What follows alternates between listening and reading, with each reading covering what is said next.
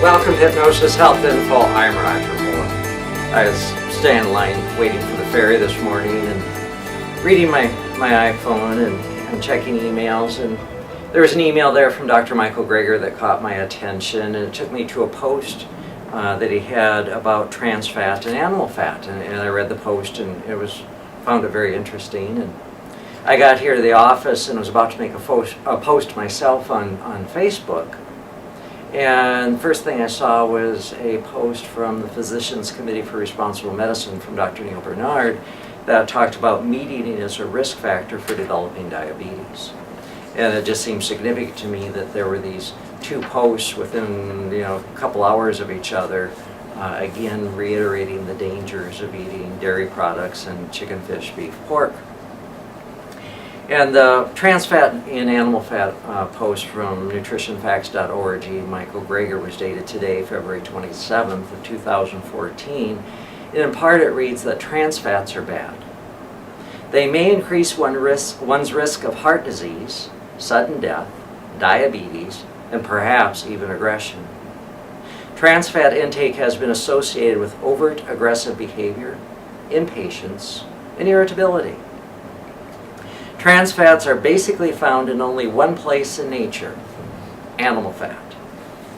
The food industry, however, found a way to synthetically create these toxic fats by hardening vegetable oil in a process called hydrogenation, which rearranges their atoms to make them behave more like animal fats.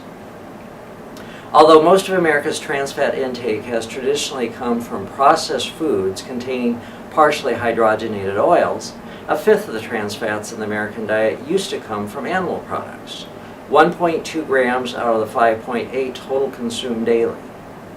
Now that trans fat labeling has been mandated, however, and places like New York City have banned the use of partially hydrogenated oils, the intake of industrial-produced trans fat is down to about 1.3.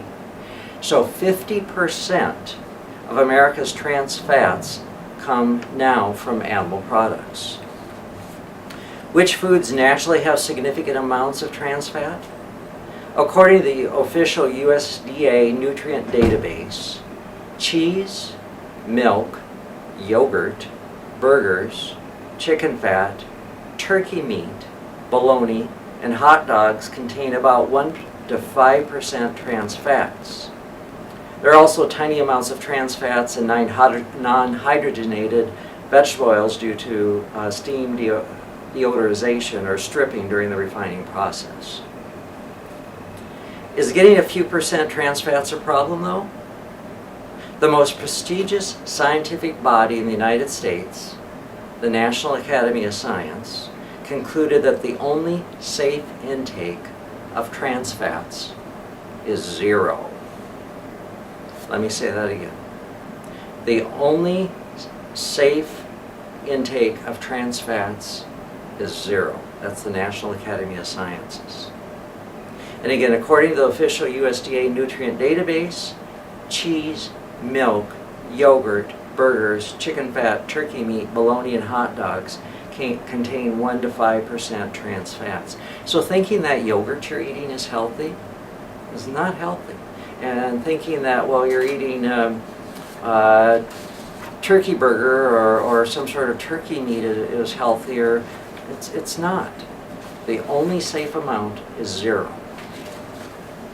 Now here's the post that Dr. Neil Bernard had on Facebook. It's meat eating as a risk factor for developing diabetes, and I saw it today, February 27th. It's actually dated February 21st of 2014. Doctors should consider meat eating to be a risk factor for developing type 2 diabetes, according to an article published this week in the journal Nutrients. Research from the Physicians Committee evaluated studies that examined different levels and types of meat consumption and the risk for developing diabetes. Meat eaters had significantly higher risk of developing diabetes compared with people who avoided meat. Meat's effect on diabetes risk appears to be due to its content of saturated fat and heme iron, among other factors. The authors recommended that consumption of meat products should be part of any screening for a patient's risk for diabetes, alongside other established risk factors. You know, folks, I would hope that what you eat would help make your body strong and healthy. And in eating animal proteins, dairy products, chicken, fish, beef, turkey, is not healthy. The only safe amount of these products is 0. And that may just seem inconceivable and totally radical and off the wall for you. Well, as I've pointed out on numerous occasions, it was, I don't know, maybe 1 to 2 years ago now, that Dr. Sanjay Gupta, in an interview with Bill Clinton, pointed out that 100 years from now, people are going to look back at how we're eating today, and they're going to go, what was wrong with these people? That how we're eating today is radical. Never in human history have we eaten as poorly as we eat today. Never in human history has chicken, fish, beef, pork, and dairy products been consumed the way it's consumed today. It's never happened. And when you look back through history and you know, the early mankind and throughout all the ages and various cultures, for the most part, the diet of healthy people was starch-based foods. It was plant-based foods. Foods that you dug out of the earth, that you picked off a plant or a bush or out of a tree. And folks, these are the foods that are going to supply you with all the nutrients.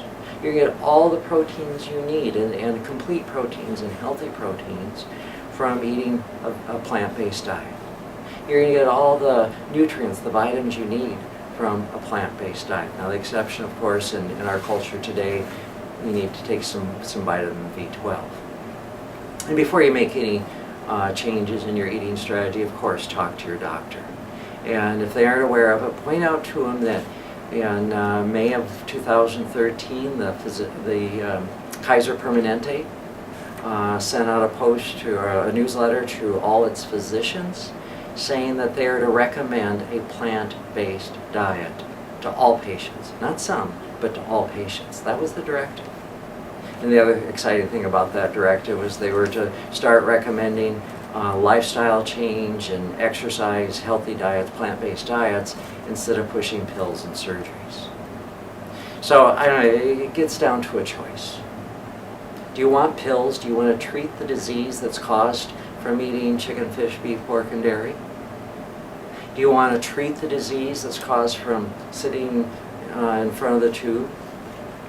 Or do you want to eliminate and prevent the disease by eating plant-based foods, by getting up and being more active? And I would certainly encourage that everything you eat would help make your body strong and healthy. And you can do that with a plant-based diet. And if I can support you in doing that, please give me a call at 206-903-1232 or send me an email, roger@hypnosishealthinfo.com.